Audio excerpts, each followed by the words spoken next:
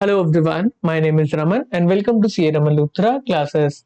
इस सेशन के अंदर हम आपके सामने लेकर आ रहे हैं हमारे पेड कोर्स के कुछ लेक्चर।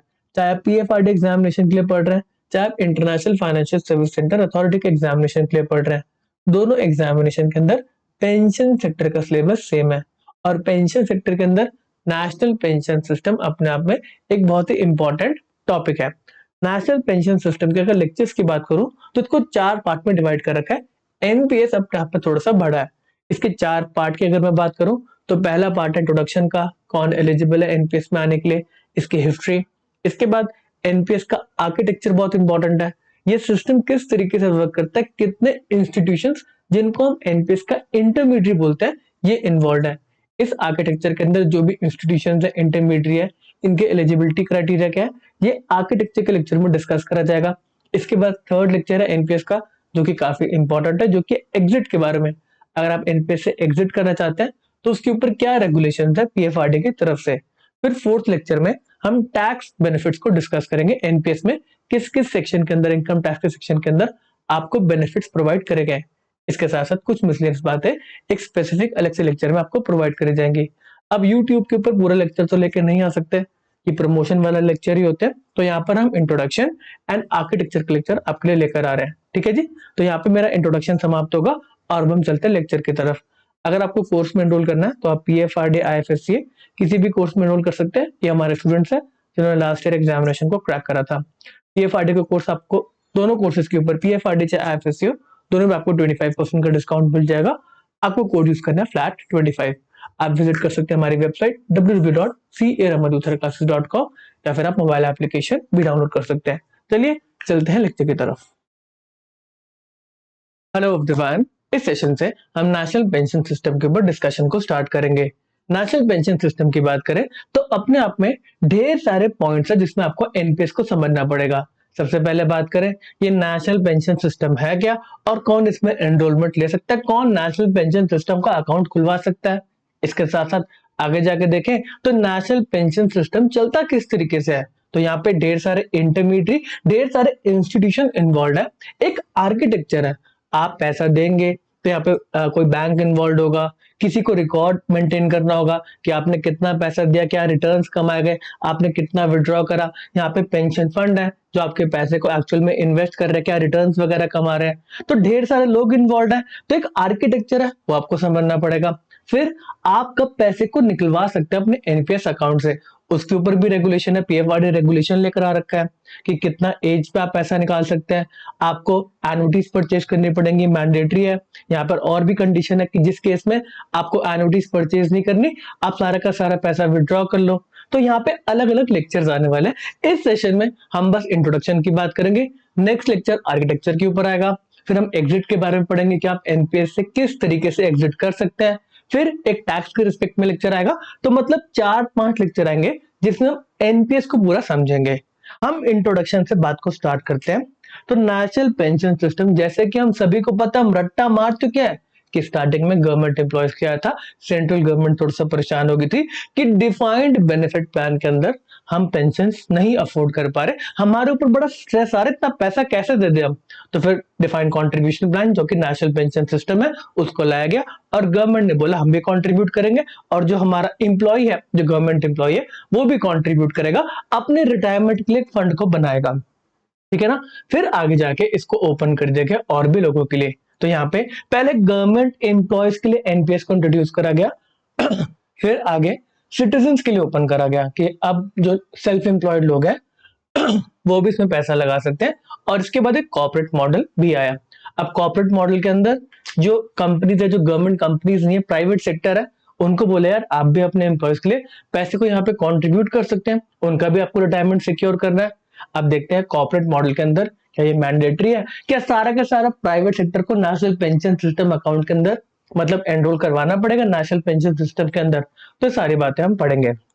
चलो पहला पॉइंट स्टार्ट होता है, ये नेशनल पेंशन सिस्टम है क्या। तो section 20 sub section 1 of PFRDA act बताता है कि नेशनल पेंशन सिस्टम एक कॉन्ट्रीब्यूटरी पेंशन सिस्टम है। कॉन्ट्रीब्यूटरी पेंशन सिस्टम सभी को पता है, लॉजिक हम समझ के आ चुके हैं। कॉन्ट्रीब्यूशन होगा, यहाँ पे एम्प्लॉयर एम्प्लॉय पैसा कॉन्ट्रीब्यूट करेंगे और ये लाया गया था 22 December 2003 और यहाँ पे जितने भी एम्प्लॉयज आते हैं गवर्नमेंट सेक्टर के अंदर, फर्स्ट डे ऑफ जनवरी 2004 के बाद उस दिन से सारे के सारे इस कॉन्ट्रीब्यूटरी पेंशन सिस्टम के अंदर कवर हो गए थे। ठीक है जी। Under NPS there are two types of account. देखो, अकाउंट एक टीयर 1 अकाउंट है जिसके अंदर जो भी कॉन्ट्रीब्यूशंस वगैरह हो रहे हैं ना, उसको जमा करा जा रहा है। एम्प्लॉयर भी कंट्रीब्यूट कर रहा है, एम्प्लॉय भी कंट्रीब्यूट कर रहा है। अभी के लिए हम बात करते हैं कि एम्प्लॉयर गवर्नमेंट है, ठीक है ना, कंट्रीब्यूट करके फंड बना रहा है। फिर यहाँ पे जो गवर्नमेंट है उसने बोला यार ये जो अकाउंट है जो रिटायरमेंट के लिए पैसा सिक्योर करा जा रहा है, इसमें तो देखो ढेर सारी रिस्ट्रिक्शन है पैसा निकालने पे। आप समझो, अगर आपने कोई कॉन्ट्रीब्यूटरी पेंशन सिस्टम बनाया जिसमें पैसा कॉन्ट्रीब्यूट करा जा रहा है, क्या आप किसी को भी बोल दो कि हाँ जी जब मर्जी पैसा निकाल लो? आपको कुछ भी मतलब क्या मेरे को गाड़ी वगैरह परचेज करनी है, पर्सन कहता है गवर्नमेंट एम्प्लॉय कह रहा है हाँ हाँ मेरा जो क्या कहते हैं ये वाला पेंशन वाला अकाउंट में पैसा पड़ा है एनपीएस के अंदर, मैं ये पैसा निकाल लेता हूँ। तो गवर्नमेंट कह रही है नहीं, ये पैसा आपकी गाड़ी परचेज करने के लिए नहीं है, हमने आपका रिटायरमेंट सिक्योर करने के लिए इस पैसे को जमा करा है, आपका रिटायरमेंट सही से निकल सके इसलिए इस पैसे को इकट्ठा करा है। तो यहाँ पे रिस्ट्रिक्शंस ढेर सारी है। तो ये टीयर 1 अकाउंट बोला और बोला ये सारे के सारे कंट्रीब्यूशन इसमें डाल दो और इसमें से पैसा निकालना डिफिकल्ट कर दिया, यहाँ पे ज्यादा रेगुलेशन, स्ट्रिक्ट रेगुलेशंस लगा दी। फिर यहाँ पे गवर्नमेंट ने बोला देखो हम एक और अकाउंट आपका खोल लेते हैं एनपीएस के अंदर, आपको अगर पैसा कंट्रीब्यूट करना, आपके पास एक्स्ट्रा सेविंग्स है तो आप इसमें पैसा डाल दो। यहाँ पे कोई मैंडेटरी बात नहीं कर रही, गवर्नमेंट कह रही है एक अकाउंट था टीयर 1 अकाउंट, उसमें तुमने मैंडेटरी करा था कि हम भी कंट्रीब्यूट करेंगे आप भी कंट्रीब्यूट करोगे, बट एक और अकाउंट है टीयर 2 अकाउंट, इसको नाम दिया गया, इसमें कुछ मैंडेटरी नहीं है। आपके पास कुछ सेविंग है, आपको नहीं पता कहाँ पे इन्वेस्टमेंट करनी है, हमारे यहाँ पे पूरा सिस्टम चल रहा है, नेशनल पेंशन सिस्टम चल रहा है, पेंशन फंड है, बैंक है, ढेर सारे लोग यहाँ पे चेक रख रहे हैं। तो अगर आपको इन्वेस्टमेंट करनी है तो यहाँ पे पैसा डाल दो एनपीएस के टीयर 2 अकाउंट के अंदर।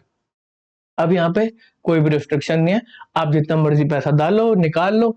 फिर यहाँ पे आपका पैसे को ऑब्वियसली इन्वेस्ट करा जाएगा, उसको ग्रो करा जाएगा, बट आप इसमें से पैसा जब मर्जी निकाल सकते हैं। तो मेरे को एज अ पर्सन एक इन्वेस्टमेंट का एवेन्यू मिल गया, मेरे को अलग अलग म्यूचुअल फंड जाके ढूंढने पड़ते थे, मैं कह रही चलो छोड़ो यार, सीधा एनपीएस में पैसा डालो, कहीं ना कहीं गवर्नमेंट का चेक है, वो अपने आप इन्वेस्टमेंट वगैरह कर देंगे और रिटर्न दे देंगे। इसके बाद बात को थोड़ा सा और आगे बढ़ाया गया, टीयर 1 टीयर 2 अकाउंट हमें समझ में आता है। फिर आगे जाके गवर्नमेंट ने 2019 के अंदर एक टीयर 2 टैक्स सेविंग अकाउंट बनाया, टैक्स सेविंग स्कीम लेकर है। तो यहाँ पे क्या है, देखो आपका एक सेक्शन है एटीसी, यहाँ पे एटीसी सेक्शन के अंदर आपको 1.5 लाख की टैक्स डिडक्शन मिलती है। आप जो भी इनकम वगैरह कमा रहे हैं उसमें डिडक्शन होती है ना, कि इस पे अगर आप इन्वेस्टमेंट्स कर रहे हैं तो आपको इस पर्टिकुलर अमाउंट पे टैक्स देने की जरूरत नहीं है, आपकी इनकम को कम कर दिया जाता है अगर आप कुछ इन्वेस्टमेंट्स वगैरह कर रहे हैं। फेमसली इसको हम एटीसी जो कि इनकम टैक्स एक्ट के अंदर है, उसका मतलब डिडक्शन बोलते हैं। 1.5 लाख रुपीस की आपको डिडक्शन मिलती है। तो यहाँ पे गवर्नमेंट ने बोला यार ये नेशनल पेंशन सिस्टम हमने बनाई दिया है, तो इसके अंदर भी हम ऐसा करते हैं कि ये एटीसी वाली डिडक्शंस दिलवा देते हैं। लोगों को एक इन्वेस्टमेंट एवेन्यू मिल गया कि यार उनको पहले अलग अलग जगह दे रखी थी, पीपीएफ में पैसा लगा लो, आप एफडी करवा लो लॉक इन पीरियड के साथ, ऐसी ढेर सारी आपकी ट्रांजेक्शन है जो अलाउड है एटीसी के अंदर डिडक्शन लेने के लिए। तो यहाँ पे बोला यार एनपीएस के अंदर हम एक पर्टिकुलर अकाउंट खुलवा देते हैं टैक्स सेविंग स्कीम के अंदर, जिसके अंदर ये पैसा डालेंगे तो यहाँ पर इसके अंदर 1.5 लाख की डिडक्शन की कैलकुलेशन के अंदर जो इस वाले अकाउंट में पैसा डाला गया उसको कंसिडर करा जाएगा। मुद्दे की बात है, यहाँ पे जो भी आप पैसा इन्वेस्ट करते हैं किसी भी टैक्स सेविंग स्कीम के अंदर पैसा इन्वेस्ट करते हैं तो उसमें लॉक इन पीरियड होता है कि आप उस पैसे को जब मर्जी यूज नहीं कर सकते, एक पर्टिकुलर टाइम के लिए वो लॉक्ड रहेगा, ठीक है ना। तो यहाँ पे 3 साल का लॉक इन रहता है, अगर आपने पैसा डाला तो 3 साल के लिए आप उस पैसे को यूज नहीं कर सकते, तब आप 1.5 लाख रुपीस की डिडक्शन लेने के लिए एलिजिबल होंगे, ठीक है ना। चलो एनपीएस की बात करें तो यहाँ पे 2 अकाउंट है, टीयर 1 टीयर 2, और टीयर 2 का एक सब पार्ट है जो कि है टीयर 2 टैक्स सेवर स्कीम का अकाउंट। चलो टीयर 1 अकाउंट की बात करते हैं, individual pension account which is default pension account having all tax incentive. तो यहाँ पे जो आपका टैक्स इंसेंटिव है टीयर 1 अकाउंट का, इसके स्पेसिफिक सेक्शन है, अगर हम बात करें इस सेक्शन की तो ये 80CCD, तो इस सेक्शन के अंदर आपको बेनिफिट्स मिलते हैं। अगर आप एनपीएस के अंदर पैसे को जमा करते हैं आपको टैक्स के अंदर थोड़ी सी रियायत मिलती है। इसके बारे में डिटेल में टैक्स डिडक्शन का एक स्पेसिफिक लेक्चर आएगा जिसको हम अलग से पढ़ेंगे। चलो टीयर 2 की बात करते हैं तो यहाँ पे एक ऑप्शनल इन्वेस्टमेंट अकाउंट है, आपको ऑप्शन दिया, मैंडेटरी नहीं है। टीयर 1 वाला तो मैंडेटरी है गवर्नमेंट एम्प्लॉयज के लिए। टीयर 2 अकाउंट बोला आपको अगर और इन्वेस्टमेंट करनी है और पैसे पड़े आपके पास, ऐसा करो एक ऑप्शनल इन्वेस्टमेंट अकाउंट खोल लो हमारे साथ। एनपीएस का नाम है बट ये टीयर 2 अकाउंट है। यहाँ पे कोई भी रिस्ट्रिक्शन नहीं, आप जब मर्जी विड्रॉ करो और यहाँ पे कोई टैक्स बेनिफिट भी नहीं है। फिर यहाँ पे लोगों ने बोला और गवर्नमेंट ने भी समझा यार यहाँ पे थोड़ा सा अगर हम टैक्स बेनिफिट दे दे जो ऑलरेडी बाकी ट्रांजेक्शन पे अवेलेबल है, जो कि 80C के अंदर ऑलरेडी अवेलेबल है 1.5 लाख का, तो कह रहे हैं इनको भी दे देते हैं, क्या दिक्कत है इसके अंदर। तो यहाँ पे टीयर 2 टैक्स सेवर स्कीम आ गई जिसके अंदर बोला कि टीयर 2 अकाउंट के अंदर अगर आप 3 इयर्स लॉक इन पीरियड रखते हैं, यहाँ पे विड्रॉल वगैरह नहीं करते, तो यहाँ पे आप पैसा जमा कर सकते हैं। यहाँ पे एक्सेप्शन है, अगर डेथ हो जाती है सब्सक्राइबर की तो ऑब्वियसली जो उसके नॉमिनीज वगैरह उनको पैसा प्रोवाइड कर दिया जाएगा, तब 3 साल के लॉक इन पीरियड को नहीं माना जाएगा। चलो अब यहाँ पे अकाउंट खोलने की बात चल रही है। अब कोई अकाउंट खोलेगा तो उसका कोई नंबर तो होगा ना, तो यहाँ पे जो अकाउंट खोला जाता है उसका नाम है प्रान, PRAN, permanent retirement account number. तो जैसे आपको पैन मिलता है ना इनकम टैक्स डिपार्टमेंट से, परमानेंट अकाउंट नंबर यहाँ पे मिलता है आपको PRAN, permanent retirement account number, जो कि 12 डिजिट का नंबर है। ये इंडिविजुअल्स को इश्यू करा जाता है जिनका एनपीएस में खाता है। जिंदगी भर तक ये आपका नंबर सेम रहेगा, जैसे पैन नंबर जिंदगी भर तक आपका सेम रहता है, वैसे परमानेंट रिटायरमेंट अकाउंट नंबर आपका सेम रहेगा। मुद्दे की बात है, अगर ये नंबर सेम रहेगा, एक आइडिया मिल जाता है कि अगर मेरे एम्प्लॉयर भी चेंज हो जाते हैं बट मेरा अकाउंट यही चलता रहेगा। मेरा एम्प्लॉयर पहले कोई और कंट्रीब्यूट करा था, अब दूसरा एम्प्लॉयर कंट्रीब्यूट कर रहा है, मेरे को कोई टेंशन नहीं, मेरा अकाउंट तो यही चलता रहेगा। चलो ये अकाउंट खोल के मैं चेक करता रहूंगा कुछ टाइम के बाद कितना पैसा कंट्रीब्यूट हो गया, कितना मेरे रिटर्न्स वगैरह आ गए, मैं इसको देख के खुश होता रहूंगा। चलो चलो चलो जी, अगला पार्ट आता है। यहाँ पे जो आपके ये बेनिफिट्स प्रोवाइड करे गए थे एनपीएस के, वो क्रोनोलॉजी थी कि पहले गवर्नमेंट एम्प्लॉयज को बोला कि भाई एलिजिबिलिटी बताएगी, जो भी नए रिक्रूट्स है सेंट्रल गवर्नमेंट की सर्विस के अंदर इंक्लूडिंग सेंट्रल ऑटोनोमस बॉडी, तो ये 1 जनवरी 2004 से जो भी रिक्रूट करे जा रहे हैं वो एनपीएस के अंदर कवर होंगे, गवर्नमेंट एम्प्लॉयज, सेंट्रल गवर्नमेंट के एम्प्लॉयज। फिर आगे स्टेट गवर्नमेंट को बोला अगर आपको भी इसके अंदर आना तो आप आ सकते हैं, स्टेट गवर्नमेंट को कोई मैंडेटरी नहीं है। चलो डेट ऑफ एप्लीकेबिलिटी की बात करेंगे तो समझ में आता है 1 Jan 2004। एनपीएस मैंडेटरी नहीं है स्टेट गवर्नमेंट एम्प्लॉयज के लिए, स्टेट गवर्नमेंट की मर्जी है, वो अपना पेंशन प्लान चला सकते हैं या एनपीएस के अंदर आ सकते हैं। कंट्रीब्यूशन लिमिट की बात करें तो यहाँ पे जो एम्प्लॉय है वो 10% of salary plus TNS allowance, जो एम्प्लॉय का खुद का कंट्रीब्यूशन है वो 10% ऑफ सैलरी एंड डीए वो डालेगा, और जो सेंट्रल गवर्नमेंट है वो 14% ऑफ बेसिक पे प्लस डीए जो सेंट्रल गवर्नमेंट के एम्प्लॉयज है उनके लिए कंट्रीब्यूट करेगी। या ऑब्वियसली कहां पे कंट्रीब्यूट करा जाएगा, टीयर 1 ऑफ प्रान, टीयर 1 अकाउंट में डाला जाएगा, टीयर 1। ठीक है, फिर आगे जाके इसको ओपन करा गया, लोगों ने बोला ये जो सेंट्रल गवर्नमेंट के एम्प्लॉयज है इनके पास तो ऑप्शन है एनपीएस में कंट्रीब्यूट करने का, हमारे को भी ये ऑप्शन दो, हम अपना पैसा डालेंगे ना, हमारे लिए कोई कंट्रीब्यूट नहीं करेगा बट हम अपने लिए तो कंट्रीब्यूट कर सकते हैं, हम भी थोड़ा बहुत काम करें, सेल्फ एम्प्लॉयड है। तो यहाँ पे ऑल सिटीजन मॉडल आया जिसके अंदर इंडियन सिटीजन जो कि रेजिडेंट हो सकता है, मैं यहीं पे रहता हूँ, एनआर भी हो सकता है, नॉन रेजिडेंट बाहर रहता है, फिर एक ओवरसीज सिटीजन ऑफ इंडिया होता है। अच्छा ये ओवरसीज सिटीजन ऑफ इंडिया क्या होता है, तो जो देखो इंडिया के लोग हैं, इंडिया के अंदर डुअल पासपोर्ट अलाउ नहीं करते कि आपके पास इंडिया का भी पासपोर्ट हो और किसी और एक फॉरेन कंट्री का भी पासपोर्ट हो। तो यहाँ पे बेनिफिट्स किस तरीके से प्रोवाइड करे जाते हैं, जो भी इंडियंस अगर बाहर के सिटीजन बन जाते हैं, मान लेते हैं वो चले आते हैं यूके में, वो यूके रहने लग जाते हैं, उनके पास यूके का पासपोर्ट है, तो उस केस के अंदर गवर्नमेंट कहते हैं देखो बंदे तो हमारे ही हैं, हम इनको डुअल पासपोर्ट की जो फैसिलिटी वो प्रोवाइड नहीं करते बट हम इनको एक कार्ड इश्यू कर देते हैं जिसका नाम होता है OCI, overseas citizen of India. अब ये कार्ड इश्यू करने की वजह से ना इनको अलग अलग बेनिफिट्स मिलते हैं, इनको यहाँ के लिए वीजा नहीं लेना पड़ता, ठीक है ना, इंडिया विजिट करने के लिए यहाँ पे रह सकते हैं, काम कर सकते हैं, प्रॉपर्टी वगैरह परचेज कर सकते हैं। तो यहाँ पे बोला गया देखो इंडियन सिटीजन है, चाहे वो रेजिडेंट है, एनआर है या फिर ओवरसीज सिटीजन ऑफ इंडिया, तो उसको एलिजिबल रखा गया, आप एनपीएस के अंदर अकाउंट खोल सकते हैं। मुद्दे की बात है मिनिमम और मैक्सिमम एज, यहाँ से अगर आसान क्वेश्चन है आपके एग्जामिनेशन में तो वो यहाँ से आएगा, मिनिमम एज हो सकती है 18 ईयर्स, मैक्सिमम एज 70 ईयर्स, ठीक है ना, इसको चेंज करा गया था तो एग्जामिनेशन के लिए इंपॉर्टेंट है। चलो यहाँ पे एक क्लैरिटी दी गई, क्लैरिफिकेशन लाई गई, HUF Hindu undivided family and person of Indian origin are not eligible for subscribing to NPS, ये अकाउंट नहीं खोल सकते। इंडिविजुअल ही अकाउंट खोल सकता है। एचयूएफ वगैरह, कंपनी वगैरह जो क्या कहते हैं पार्टनरशिप है, वो एनपीएस का अकाउंट नहीं खोल सकते अपने लिए। पार्टनरशिप फर्म कह रहे कि हाँ जी हम अपने पैसे को एनपीएस के अंदर डालेंगे, नहीं, इंडियन सिटीजन की बात चल रही है। चलो, यहाँ पे एक वर्ड आप पढ़ रहे हैं, पर्सन ऑफ इंडियन ओरिजिन, तो आपको लग सकता है पर्सन ऑफ इंडियन ओरिजिन क्या होता है। तो देखो, पहले जो हमारी गवर्नमेंट थी, ये ओसीआई कार्ड इशू करती थी, ओवरसीज सिटीजन ऑफ इंडिया का एक कार्ड, ठीक है ना। ये इंडिया के बंदे नहीं, भारत है, बाहर का पासपोर्ट है, इनको एक ओसीआई कार्ड मिलता था, साथ ही साथ एक पीआईओ का भी कार्ड मिलता था, पर्सन ऑफ इंडियन ओरिजिन, ठीक है ना। मतलब इनके जो पूर्वज थे वो इंडिया के सिटीजन रह चुके हैं, तो इनको भी पीआईओ का कार्ड मिलता था। अब दोनों के अलग अलग बेनिफिट्स होते थे, ठीक है ना। आज की बात करें तो ये पीआईओ कार्ड अब किसी को नहीं मिलता, सबको ओसीआई का कार्ड ही मिलता है, ठीक है ना। गवर्नमेंट ने पीआईओ सिस्टम को हटा दिया, बट आपके टेक्स्ट में दे रखा है पर्सन ऑफ इंडियन ओरिजिन, तो आपको पढ़ना पड़ेगा। जो institute of banking personal selection है, वो पुराने क्वेश्चन भी पूछ लेता है, जो कि आज के टाइम पे रेलिवेंट नहीं है, ठीक है, आपको पता होना चाहिए। ओके जी, ये मैंडेटरी है, तो आंसर है नो, ठीक है। एनपीएस की बात करेंगे, डेट भी आप याद रखेंगे, ये सारे के सारे सिटीजन के लिए अवेलेबल कर दिया गया था। ये मैंडेटरी नहीं करा गया था, अवेलेबल करा गया था, मर्जी आपकी। मई 1, 2009 के अंदर। कंट्रीब्यूशन लिमिट की बात करें तो यहाँ पे आप जितना मर्जी कंट्रीब्यूशन करो, अपने टीयर 1 टीयर 2 अकाउंट के अंदर कोई भी अपर लिमिट नहीं है। अब यहाँ पे आप एक क्वेश्चन पूछेंगे हम कितना कंट्रीब्यूट करें। देखो, एक सेम नंबर जो निकल कर आता ना, वो टैक्स लिमिट के हिसाब से आता है। तो जब हम टैक्स के बारे में पढ़ेंगे, कितना बेनिफिट हमें टैक्स मिल रहा है, तो हम उतना तो कंट्रीब्यूट कर देंगे, ठीक है ना। आगे जाके पढ़ेंगे टैक्स वाले लेक्चर में। चलो, अगला मॉडल है अभी कॉर्पोरेट मॉडल। जो कंपनी थी उनको भी बोला आप भी ओनरशिप लो, आपके जो एम्प्लॉयज है उनका आपको रिटायरमेंट सिक्योर करना है। प्राइवेट सेक्टर लोग, आप एनपीएस के अंदर आके पैसा कंट्रीब्यूट कर सकते हैं। तो कॉर्पोरेट को क्या बोला।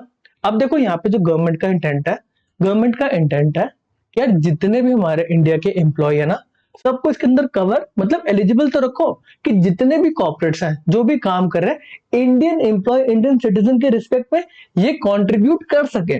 तो यहाँ पे जो किन कॉर्पोरेट्स को एलिजिबल रखा गया, मुद्दे की बात है, ये एक बहुत बड़ी लिस्ट होनी चाहिए, क्योंकि यहाँ पे जो बेनिफिट मिल रहा है वो किसी एक इंडियन सिटीजन को मिल रहा होगा, ठीक है जी। तो यहाँ पे एलिजिबिलिटी क्या रखेगी कॉर्पोरेट की, the following entities are eligible to register as corporate employer under NPS corporate sector model. तो क्या लिखा, सबसे पहले तो कंपनी एक्ट के अंदर जो कंपनी बनती है, बोला आप भी आ जाओ। कोऑपरेटिव सोसाइटी, आप भी आ जाओ। बॉडीज एस्टैब्लिश किसी भी एक पार्लियामेंट के एक्ट के अंदर, अगर हम institute of chartered accountant of India की बात करें तो ये एक्ट ऑफ पार्लियामेंट है, ठीक है ना, आईसीआई। तो बोला कि आपके जो भी इंप्लॉयज हैं वो भी, आप भी एक, मतलब एनपीएस के अंदर जो कॉर्पोरेट है उसकी तरह रजिस्टर कर सकते हैं। फिर पब्लिक सेक्टर एंटरप्राइज, आप भी आ जाओ। रजिस्टर्ड पार्टनरशिप फर्म, आप भी आ जाओ।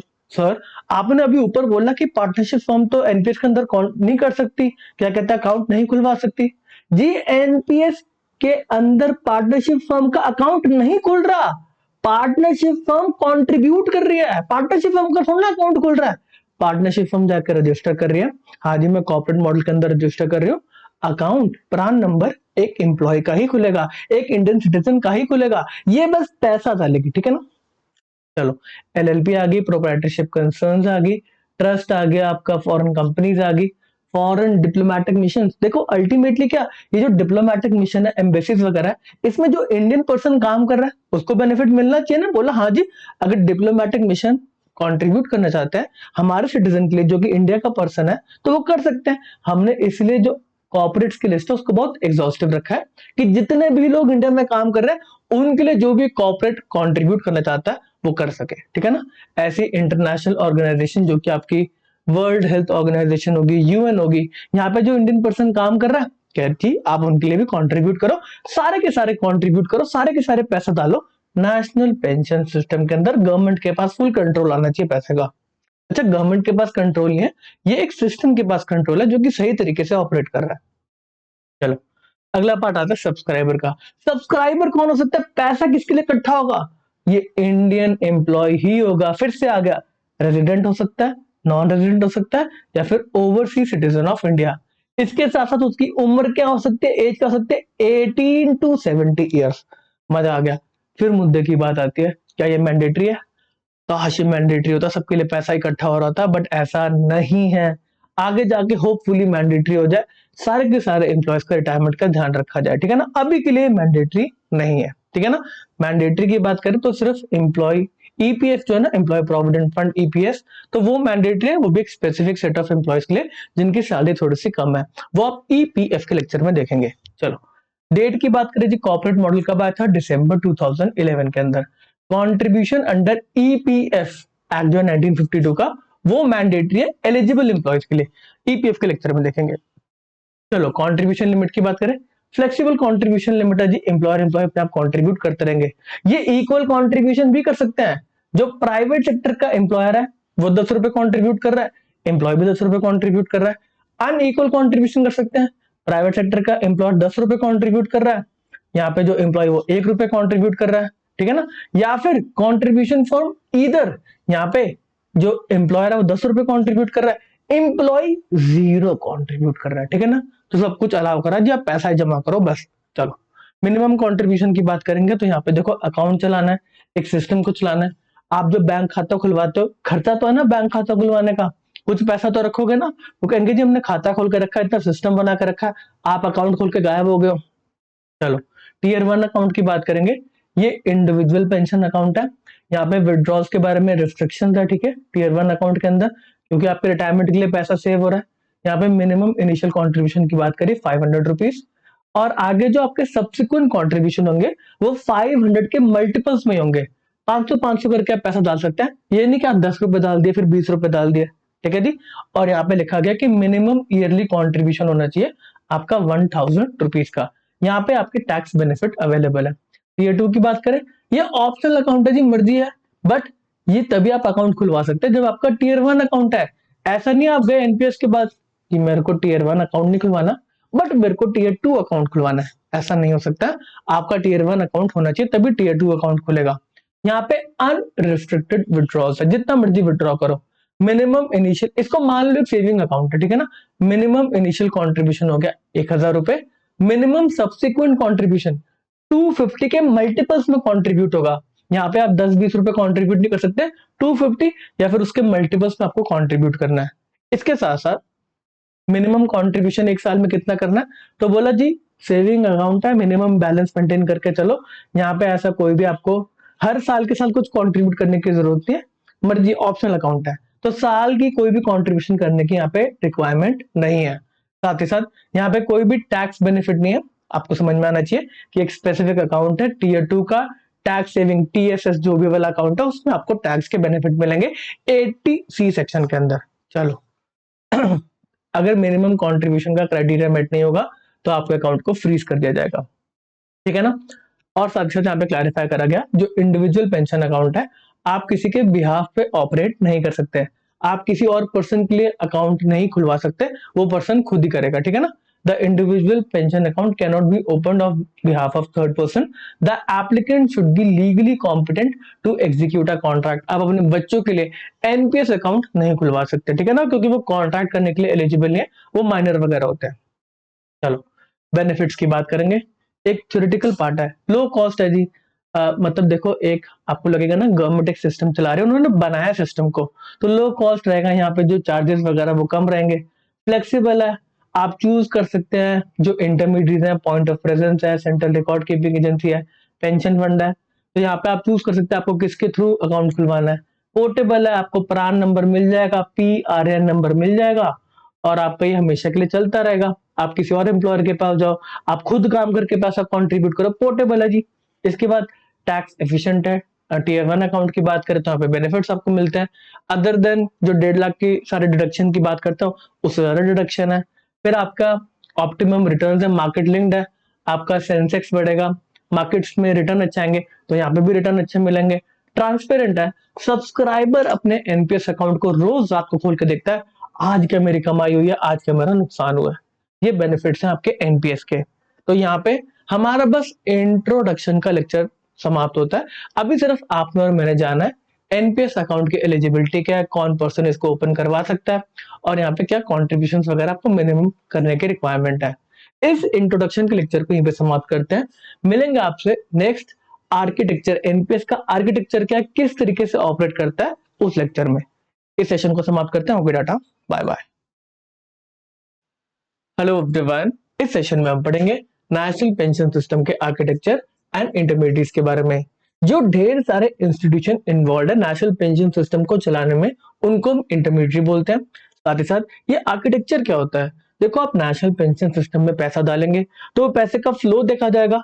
पेंशन फंड तक पैसे को पहुंचाना है ना, वो इन्वेस्टमेंट वगैरह करेंगे तो यहाँ पे पैसा किस तरीके से फ्लो होगा। साथ ही साथ यहाँ पे इंफॉर्मेशन का भी फ्लो रहेगा। आपने कितना पैसा जमा करा, इसके बाद क्या रिटर्न्स आए, यहाँ पे आपने कितना विड्रॉ करा, तो एक इंफॉर्मेशन को भी यहाँ पे इकट्ठा करा जाएगा, एक्यूमुलेट करके रखा जाएगा। तो इंफॉर्मेशन का फ्लो किस तरीके से है, पैसे का फ्लो किस तरीके से है, ये आर्किटेक्चर है नेशनल पेंशन सिस्टम का। आपके पैसे देने से लेके आपके रिटर्न्स आने तक, उसके बाद जो विड्रॉल है, वो एक आर्किटेक्चर डिफाइन करता है। चलिए हम बात को स्टार्ट करते हैं। यहाँ पे आर्किटेक्चर के रिस्पेक्ट में आपको एक बात को समझना पड़ेगा। हमने 3 मॉडल पढ़े थे, एक गवर्नमेंट सेक्टर का मॉडल है, कॉर्पोरेट मॉडल है, एक ऑल सिटीजन मॉडल है। तो ये आर्किटेक्चर के अंदर मेजॉरिटी बातें सेम ही है, जो काम करने का तरीका है, पैसे लगाने का तरीका है, वो सेम है। बट जो इनिशियल पार्ट है उसमें थोड़ा बहुत डिफरेंस रह सकता है। अगर गवर्नमेंट सेक्टर की बात करें तो पैसा यहाँ पे कौन कंट्रीब्यूट कर रहा है, गवर्नमेंट। ऑल सिटीजन मॉडल के अंदर गवर्नमेंट का कोई रोल नहीं है, यहाँ पे जो पर्सन है, जो सेल्फ एम्प्लॉयड है, वो खुद कंट्रीब्यूट कर रहा है। ऐसे का कॉर्पोरेट की बात करें तो कॉर्पोरेट के अंदर भी जो कंपनी है वो भी कंट्रीब्यूट कर सकती है, साथ में जो एम्प्लॉय है वो भी कंट्रीब्यूट कर सकता है। इसके बारे में हम बेसिक्स ऑलरेडी पढ़ के आ चुके हैं। चलो आर्किटेक्चर आपके सामने जी, कैसे पैसा कंट्रीब्यूट होता है। यहाँ पे हम 2 बातों को देखेंगे, एक पैसे के फ्लो को और एक इंफॉर्मेशन के फ्लो को। सर इंफॉर्मेशन की बात छोड़ो, पहले पैसे के बारे में बात करो, मैं पैसे का सुन के अच्छा लगता है। चलो बात स्टार्ट होती है। अगर आप सेंट्रल गवर्नमेंट के एम्प्लॉय हैं तो आपके डिपार्टमेंट से जहां पर आप काम कर रहे हैं तो उसको बोला जाता है नोडल ऑफिस, ठीक है ना। आप जहां पे काम कर रहे हैं उस पर्टिकुलर इंस्टीट्यूशन को, जिस भी आप डिपार्टमेंट में काम कर रहे हैं, उसको बोला गया नोडल ऑफिस। अब यहाँ पे देखो एक डीडीओ और एक पीएओ होता है। ये डीडीओ क्या होता है, तो ये ड्राइंग एंड डिसबर्सिंग ऑफिसर है, मतलब यहाँ पे पैसे को डिसबर्स करा जा रहा है। यहाँ पर साथ ही साथ एक पे एओ होता है, जो कि होता है पे एंड अकाउंट्स ऑफिस। यहाँ पे बताएंगे आपकी कितनी सैलरी, कितने पर्क्स वगैरह, और फिर ये डिसबर्स करेगा, डीडीओ डिसबर्स करेगा, पैसा एक्चुअल में देगा। पे पीएओ बताएगा कि हाँ जी कितना पैसा देना है। इसके साथ साथ यहाँ पे गवर्नमेंट ओवरसाइट एक ऑफिस भी होता है, ध्यान रखते हैं कि यार सैलरी सही तरीके से दे रहे हैं, कुछ ज्यादा पेमेंट तो नहीं हो रही, जितना बोला गया उतना ही पैसा दिया जा रहा है। तो यहाँ पे पीआरएओ भी होता है, जो कि एक ओवरसाइट ऑफिस है, प्रिंसिपल अकाउंट ऑफिस है। वो देख रहा है कि हाँ जी सारे के सारे ये जो ड्रॉ करा जा रहा है पैसा वो ठीक है। पे एंड अकाउंट ऑफिस ने जितना बोला है उतना ही ड्रॉ करा जा रहा है, ठीक है जी। तो यहाँ से पैसा कट गया, अब पैसा कहाँ पे जाएगा, पैसा तो किसी बैंक में जाएगा ना। तो ये आपकी जो रेड लाइन है, रेड है पता नहीं ऑरेंज है, तो ये जा रहा है आपका पैसा ट्रस्टी बैंक के पास। पैसा चला गया ट्रस्टी बैंक के खाते में, खाते के अंदर जाके पैसा जमा हो गया। अब एक्चुअल में पैसा तो पेंशन फंड के पास जाना चाहिए, आपके रिटायरमेंट के लिए पैसा सिक्योर करना ना। तो ट्रस्टी बैंक क्या करेगा, ये पैसे को ट्रांसफर कर देगा पेंशन फंड के पास। अब ये पेंशन फंड एक्चुअल के अंदर पैसे को मार्केट के अंदर लगाएगा, जहां पे रिटर्न्स वगैरह कमाए जाएंगे। अगर आपको पैसा वापस चाहिए कि हाँ जी मेरा टाइम कंप्लीट हो गया, जितना पैसा जमा करना था कर दिया, मेरे रिटायरमेंट की एज आ गई, अब पैसा वापस कर दो, तो आपने रिक्वेस्ट वगैरह डाली, तो यहाँ पे पेंशन फंड को बोलेंगे हाँ जी पर्सन कह रहा है मेरे को पैसा वापस करो। पेंशन फंड कह रहा है लो जी हमारा पैसा थोड़ी, आप ही का पैसा, आपने कंट्रीब्यूट करा था। ये पैसा फिर प्रोवाइड कर दिया जाएगा ट्रस्टी बैंक को, और ये ट्रस्टी बैंक अब पैसा देगा। अगर आपने गवर्नमेंट सेक्टर का, जब हम आगे जाके जो एग्जिट किस तरीके से होता है, आप अगर गवर्नमेंट सेक्टर के एम्प्लॉय हैं और आप एनपीएस से एग्जिट करना चाहते हैं, तो यहाँ पे जो पैसा है वो आपको मैंडेटरी एन्युटी सर्विस प्रोवाइडर को देना पड़ेगा। यहाँ पे एन्युटीज को परचेस करना पड़ेगा। इसके बारे में आपको थोड़ा सा बेटर नॉलेज मिलेगी जब आप एनपीएस के एग्जिट वाले लेक्चर को देखेंगे, जो कि हम आगे जाके नेक्स्ट लेक्चर में पढ़ेंगे इसके बारे में।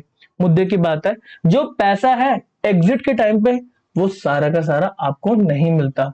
तो यहाँ पे काफी पैसा एन्युटी सर्विस प्रोवाइडर के पास जाता है, जो कि आपको उस पैसा, जो एक्यूमुलेटेड पैसा है, उसका कुछ महीने के महीने आपको पेमेंट करता रहेगा, जो भी उस पर्टिकुलर टाइम पे कितने रुपए की एन्युटी चल रही है, क्या रेट ऑफ इंटरेस्ट है, उस पर डिपेंडेंट है।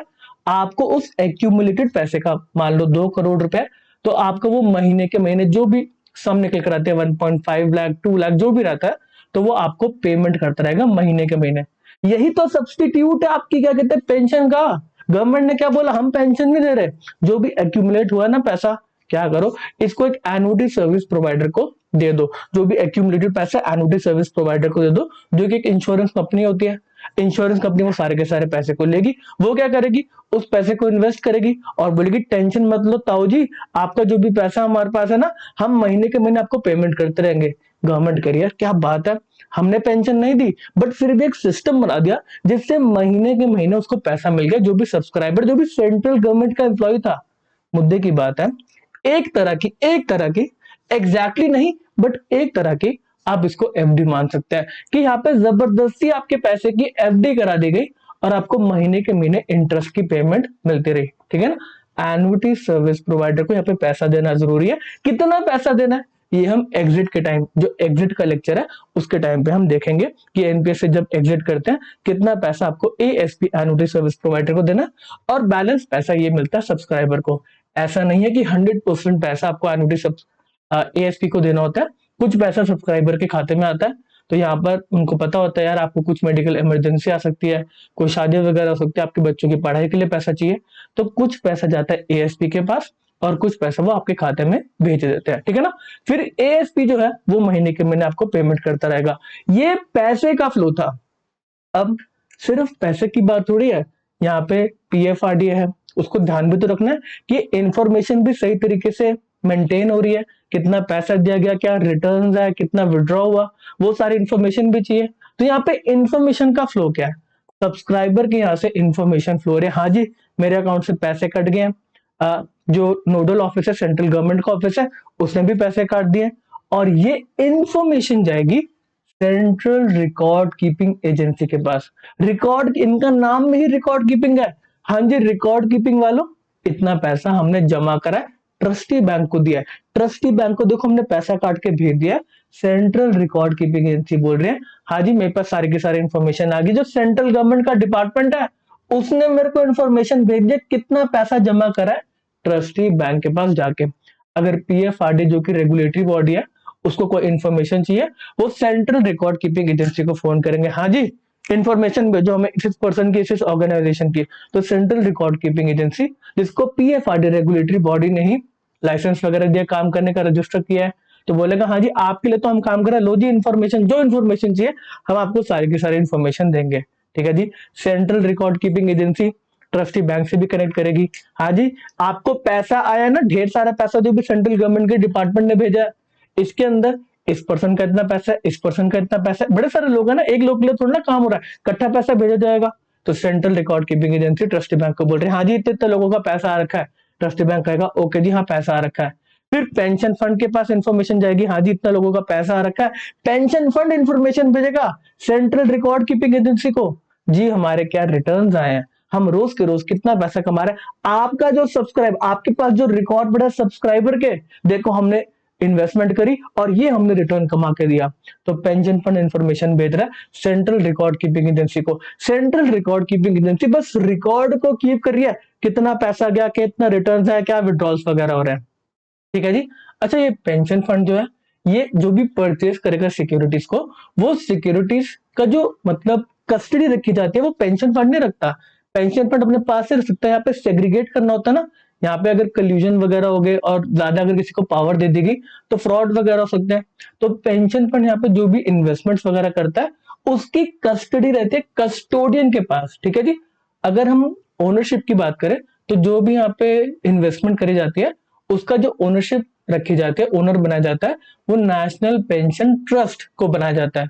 ये ट्रस्ट है, ये ट्रस्ट में आपके ट्रस्ट में सिक्योरिटीज को होल्ड कर रहे हैं, ठीक है ना। ये ट्रस्टी वगैरह यहाँ पे अपॉइंटेड है, तो ये ट्रस्ट में आपके लिए सिक्योरिटीज को होल्ड कर रहा है। तो एनपीएस ट्रस्ट को ओनर बनाया जाता है इन सिक्योरिटीज का, जो भी इन्वेस्टमेंट करेगी। और जो बेनिफिशियल ओनर होता है वो कौन होते हैं, जो सब्सक्राइबर है वही बेनिफिशियल ओनर होता है। सिर्फ नाम का national pension system trust owner है, सिर्फ नाम का ओनर है, बेनिफिशियल ओनर तो आप ही होते हैं जिसका पैसा यहाँ पे लगा हुआ है। सर ये क्या बात हुई, ओनर कोई और है, बेनिफिशियल ओनर है, ये क्या हो गया। ऐसे ही होता है आपका जो सिक्योरिटीज मार्केट, अगर आप कैपिटल मार्केट में इन्वेस्टमेंट करते हैं तो यहाँ पर अगर आप जाते हैं ना, क्या कहते हैं, सेंसेक्स के अंदर आप इन्वेस्टमेंट वगैरह करते हैं, बॉम्बे स्टॉक एक्सचेंज में इन्वेस्टमेंट करते हैं, तो आप बेनिफिशियल ओनर ही हैं उन सिक्योरिटीज के। तो वहां पे डिपॉजिटरीज होती है, जो डिपॉजिटरीज है उनको ओनर बनाया जाता है, पेपर पे उनका नाम लिखा होता है और आपको बेनिफिशियल ओनर बनाया जाता है, ठीक है ना। तो ये किस लिए करा जाता है कि डीमैट फॉर्म के अंदर सिक्योरिटीज को ट्रेड करा जा सके, डीमेटेरियलाइज फॉर्म के अंदर, ठीक है ना। जो सिक्योरिटी शेयर है उस पर डिपॉजिटरी का नाम होता है, बट वहां पे लिखा होता है बेनिफिशियल ओनर ये वाला पर्सन है, ठीक है ना। तो जो भी यहाँ पे बेनिफिट्स वगैरह मिल रहा है वो बेनिफिशियल ओनर के ही माने जाएंगे।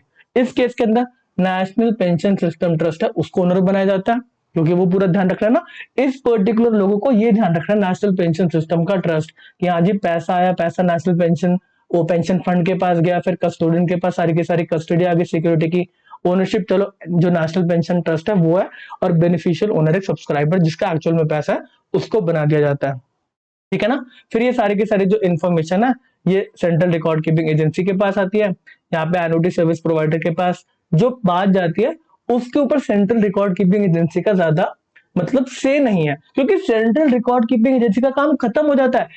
एनुटी सर्विस प्रोवाइडर के पास जब पैसा गया, अब सेंट्रल रिकॉर्ड कीपिंग एजेंसी थोड़ा ना कुछ करेगा, कहेगा जी एनुटी सर्विस प्रोवाइडर के पास पैसा चला गया, अब वो महीने के महीने आपको पेमेंट करता रहेगा, बट यहाँ पर ये इंफॉर्मेशन दे देगा हाँ जी ट्रस्टी बैंक से आपको कुछ पैसा आ रहा है, वो पैसा आप ले लो, ठीक है ना। यहाँ पे जो इंफॉर्मेशन है सेंट्रल रिकॉर्ड कीपिंग एजेंसी बोल देगा पेंशन फंड ने ट्रस्टी बैंक को पैसा भेज दिया, वो आपको पैसा भेज रहा है, अब यहाँ पे सेंट्रल रिकॉर्ड कीपिंग एजेंसी का काम खत्म।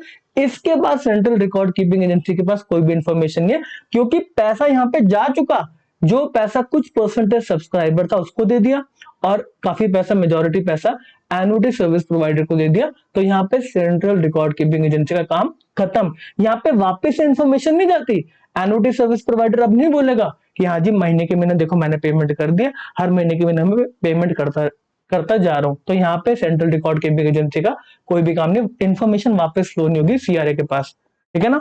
और कोई बात तो नहीं रहेगी ना, आई थिंक सो हमने पूरा का पूरा जो आर्किटेक्चर है सेंट्रल गवर्नमेंट के एम्प्लॉयज के रिस्पेक्ट में उसको हमने समझ लिया। कोई पॉइंट भी नहीं रह गया, ठीक है जी, बात खत्म होती है यहाँ पे। अगर हम बात करें आर्किटेक्चर की, ऑल सिटीजन्स मॉडल की, सारा का सारा फंक्शन सेम है, बट जो इनिशियल पार्ट है वो डिफरेंट है। यहाँ पे जो नोडल ऑफिस है सब्सक्राइबर को खुद जाना पड़ेगा, कोई सेंट्रल गवर्नमेंट का डिपार्टमेंट ढूंढना पैसे जमा कर रहा है उसके नाम पे, यहाँ पे उठ के जो सब्सक्राइबर उसको जाना पड़ेगा। मान लेते हैं यहाँ पे पॉइंट ऑफ प्रेजेंस, जिसके पास जाके पैसा जमा करेगा वो बैंक है, ठीक है ना। सब्सक्राइबर को खुद जाना पड़ेगा बैंक, जी देखो मैं तो कहीं पे काम नहीं करता जो मेरे नाम पे पैसा जमा करा दे, तो मैं अपना पैसा आपको देता हूं, आप ये पैसा ट्रस्टी बैंक को दे दो, ठीक है ना, ये पैसा मेरे एनपीएस खाते में डाल दो। तो जो पॉइंट ऑफ प्रेजेंस है वो क्या करेगा, पैसा दे देगा ट्रस्टी बैंक को, इंफॉर्मेशन दे देगा सेंट्रल रिकॉर्ड कीपिंग एजेंसी को, बात बाकी की सारी सेम है, ठीक है ना। अगर बात करें आपका जो कॉर्पोरेट सेक्टर है सेम उसके अंदर, इसके अंदर जो नोडल ऑफिस है वो पॉइंट ऑफ प्रेजेंस नहीं है, ऑब्वियसली यहाँ पे कॉर्पोरेट इन्वॉल्व है ना, तो कॉर्पोरेट को बोलेंगे हाँ जी आप पैसा भेजो, आप खुद पैसा जमा कराना चाहते हो, जो हम पहले पढ़ के आ चुके हैं, इक्वल कंट्रीब्यूशन हो सकता है, अनइक्वल कंट्रीब्यूशन हो सकता है, कोई एक पर्सन भी कंट्रीब्यूट कर सकता है, कॉर्पोरेट कंट्रीब्यूट कर दे या फिर उसका एम्प्लॉय कंट्रीब्यूट कर दे। तो यहाँ पे जो कॉर्पोरेट है वो पैसा भेजेगा, जो कंपनी है वो पैसा भेजेगी। हमने एक बहुत बड़ी लिस्ट पढ़ी थी जिसके अंदर कौन कौन से जो कॉर्पोरेट्स है वो एलिजिबल है, ढेर बड़ी बहुत बड़ी लिस्ट थी। तो यहाँ पे जो कॉर्पोरेट है वो पैसा भेजेगा ट्रस्टी बैंक को, बाकी की सारी बात सेम है जी, सेम है। मजा आ गया जी, मजा आ गया। क्या आर्किटेक्चर है। अभी के लिए हमारे दिमाग में फ्लो समझ में आना चाहिए कि किस तरीके से पैसे का फ्लो है, किस तरीके से इंफॉर्मेशन का फ्लो है। अब हम इंटरमीडिएट्स, ये पीओपी पॉइंट ऑफ प्रेजेंस क्या है, सेंट्रल रिकॉर्ड कीपिंग एजेंसी क्या है, ट्रस्टी बैंक क्या है, पेंशन फंड क्या है, कस्टोडियन क्या है, एनुटी सर्विस प्रोवाइडर क्या है, नेशनल पेंशन सिस्टम ट्रस्ट क्या है, उसके बारे में पढ़ेंगे। आपको ऑलरेडी थोड़ा थोड़ा समझ में आ रहा होगा कि क्या काम है इनका, बट फिर भी एक बार पढ़ लेते हैं। साथ ही साथ हम इनके एलिजिबिलिटी क्राइटेरिया को भी पढ़ेंगे। अगर किसी एक इंस्टीट्यूशन को पॉइंट ऑफ प्रेजेंस की तरह अपने आप को रजिस्टर करवाना है तो क्या एलिजिबिलिटी क्राइटेरिया है। चलो तो यहां से बात स्टार्ट होती है इंटरमीडिएट्स इन pension sector, specifically national pension system के अंदर। तो पॉइंट ऑफ प्रेजेंस एक इंटरमीडिएट है, आपके दिमाग में आ जाना चाहिए कि पॉइंट ऑफ प्रेजेंस एक पर्टिकुलर जो ऑल सिटीजन मॉडल है उसके अंदर यूज करा जाता है। बाकी की जगह अगर सेंट्रल गवर्नमेंट की बात करें तो वहां पे जो नोडल ऑफिस है वो पीओपी है, कॉर्पोरेट सेक्टर की बात करें जो कॉर्पोरेट है वही पीओपी है, और अगर सेल्फ एम्प्लॉयड की बात करें तो यहाँ पे पॉइंट ऑफ प्रेजेंस आ जाता है जो एक इंस्टीट्यूशन ने रजिस्ट्रेशन ले रखा है एज पीओपी पीएफआरडी के पास जाके, ठीक है ना। तो पॉइंट ऑफ प्रेजेंस एक इंटरमीडिएट है जो कि पीएफआरडी के पास रजिस्टर्ड है, ऑथराइज्ड है। ये फैसिलिटेट करेगी registration and operation of NPS account for citizens, ठीक है ना। ये प्राइमरी इंटरफेस है मेरे लिए, मैं जिसको जाके पैसा जमा कर रहा हूँ एनपीएस अकाउंट के लिए, मेरे तो प्राइमरी इंटरफेस है ना। मैं बैंक के पास जा दूं, मेरा एनपीएस का खाता खोल दो, तो मेरे लिए तो जो बैंक है वही प्राइमरी इंटरफेस है between individual and the NPS architecture. जो बात स्टार्ट होती है ऑल सिटीजन मॉडल में, वो पीओपी मेरा प्राइमरी इंटरफेस उससे स्टार्ट होती है। चलो, रेगुलेटरी रजिस्ट्रेशन की बात कर रखी है, यहाँ पे बोला पीओपी को हम रजिस्टर करेंगे अगर वो ऑलरेडी किसी ना किसी रेगुलेटर के पास रजिस्टर्ड है, आरबीआई के पास, सेबी के पास, आईआरडीए के पास, पीएफआरडी के पास। तो यहाँ पे क्यों बोला गया, देखो अगर आप रेगुलेटरी कहीं ना किसी रेगुलेटरी बॉडी के पास ऑलरेडी रजिस्टर्ड है तो आपका ऑलरेडी पूरा चेक वगैरह कर रखा है, तो बोल रहे हाँ जी आपका रजिस्ट्रेशन होना चाहिए किसी ना किसी रेगुलेटरी बॉडी के पास।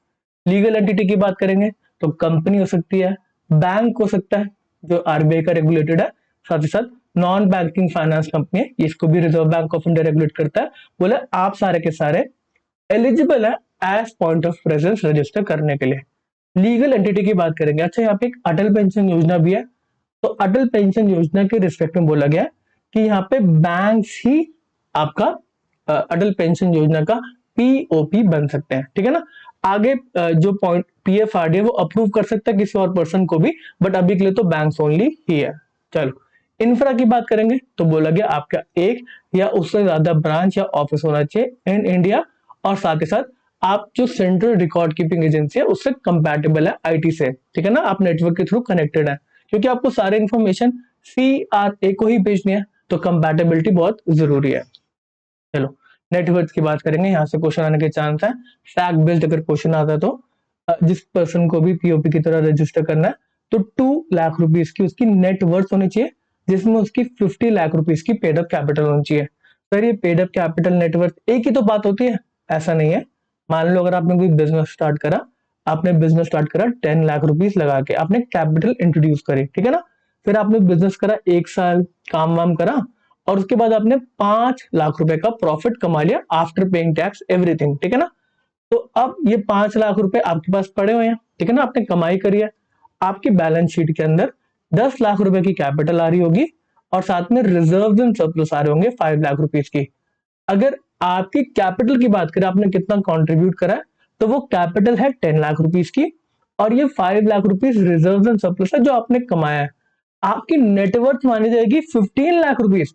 10 लाख रुपीस आपने डाल रखे, 5 लाख रुपए कमाए आपने, नेटवर्थ आपकी 15 लाख रुपए है, बट आपने जो कैपिटल इंट्रोड्यूस करी है वो 10 लाख रुपीस है। सेम बात यहाँ पे भी लिखी हुई है कि आपकी नेटवर्थ 2 करोड़ की होनी चाहिए, जिसमें paid up capital 50 lakh rupees की होनी चाहिए। यहाँ पे एग्जेम्पशन दी गई है, जो अटल पेंशन योजना के अंदर रजिस्ट्रेशन ले रही है एंटिटीज, बोला आपके लिए रिक्वायरमेंट नहीं है। साथ ही साथ आप समझो जो nodal officer central state government के डिपार्टमेंट है, वो कहेंगे जी हमारी क्या कैपिटल, हमारा डिपार्टमेंट, हमारी कोई कैपिटल वगैरह नहीं होती। तो कह रहे हैं हाँ जी आपके लिए भी ये एक्सेप्शन है, आपको ऐसा कुछ नहीं करना, कोई एग्जेम्पशन है। सेंट्रल स्टेट गवर्नमेंट के डिपार्टमेंट का कोई भी रिक्वायरमेंट नहीं है कि आपकी कैपिटल होनी चाहिए, आपकी नेटवर्थ वगैरह होनी चाहिए, नहीं नहीं आपके लिए नहीं है। और ये कब चेक करना है, इमीडिएटली प्रीसीडिंग क्वार्टर जो है लास्ट डे, उस समय चेक करना है। स्टैट्यूटरी ऑडिटर जो है वो सर्टिफाई करेगा, इसका जो स्टैट्यूटरी ऑडिटर है वो सर्टिफिकेट देगा हाँ जी इनकी नेटवर्थ है, इनकी कैपिटल वगैरह है। प्रॉफिटेबिलिटी की बात करें तो 2 साल आपका प्रॉफिट आफ्टर टैक्स होना चाहिए, ठीक है ना, लॉस में नहीं होना चाहिए। इसके साथ साथ यहाँ पे भी एग्जेम्पशन दी गई है कि कुछ ऑनलाइन मार्केटिंग कंपनीज हैं, पेमेंट बैंक नए नए आ रहे हैं, स्मॉल फाइनेंस बैंक नए नए आ रहे हैं, तो बोला इस केस के अंदर आप पीओपी की तरह रजिस्ट्रेशन ले सकते हैं। आपको ये 2 इयर्स वाली प्रॉफिट के बारे में नहीं देखना, बट यहाँ पे कंडीशन है कि आपको रजिस्टर करे हुए कंसर्न रेगुलेटरी बॉडी से आपने जब से रजिस्ट्रेशन लिया, रजिस्ट्रेशन तो देखो रिक्वायर्ड है ना, यहाँ पे आप आरबीआई से भी आईआरडीए किसी ना किसी के पास रजिस्टर्ड हो, तो कह रहे हैं आपको अभी 5 साल से कम का टाइम हुआ है रजिस्ट्रेशन हुए कंसर्न रेगुलेटरी बॉडी के पास, तो उस केस के अंदर 2 साल की प्रॉफिटेबिलिटी की बात को नहीं देखा जाएगा। इसके साथ साथ बोला जो बैंक है जो अटल पेंशन योजना में काम कर रहे हैं, कह रहे उनके लिए भी एग्जेम्पशन है। अटल पेंशन योजना अंडरसर्व्ड लोगों को केटर करती है, तो बोल रहे अटल पेंशन योजना को हमें बढ़ाना है, तो यहाँ पे कोई भी मतलब रुकावट नहीं आनी चाहिए, तो यहाँ पे एग्जेम्पशन ज्यादा दी गई है अटल पेंशन योजना के स्पेसिफिक। ठीक है, साथ ही साथ बोला कि यहाँ पर भी जो भाई डिपार्टमेंट है सेंट्रल गवर्नमेंट के, उनका क्या प्रॉफिट, वो थोड़ा ना प्रॉफिट कमाते हैं। बोला जी उनके लिए भी एग्जेम्पशन है, जो सेंट्रल गवर्नमेंट के डिपार्टमेंट है वो थोड़ा ना प्रॉफिट कमाते हैं, वो तो लोगों के लिए काम कर रहे हैं, उनके लिए कोई प्रॉफिट वगैरह नहीं होता। ठीक है, इसके साथ साथ फिट एंड प्रॉपर, तो यहाँ पे कोई कन्विक्शन कोई पेनल्टी नहीं लगी हुई, जो भी के एमपी की मैनेजरियल पर्सन है उस पॉइंट ऑफ प्रेजेंस के। इसके साथ साथ यहाँ पे पीएफआरडी के पास पावर है, वो एग्जेम्पशन किसी को भी ग्रांट कर सकती है। अदर इंपॉर्टेंट पॉइंट की बात करें तो जो भी एप्लीकेशन देने के लिए आएगा पीओपी की तरह काम करने के लिए, स्पेसिफिकली नेशनल पेंशन सिस्टम के अंदर अटल पेंशन योजना को यहाँ पे एक्सक्लूड करा गया। ठीक है ना, वहां पे ग्रो करना है लोगों को, अटल पेंशन योजना तक जोड़ना है, तो बोला अटल पेंशन योजना पे कोई भी रिस्ट्रिक्शंस नहीं लगा रहे। यहाँ पे आके आप रजिस्ट्रेशन लो, लोगों तक आप पेंशन योजना को पहुंचाओ, अटल पेंशन योजना को।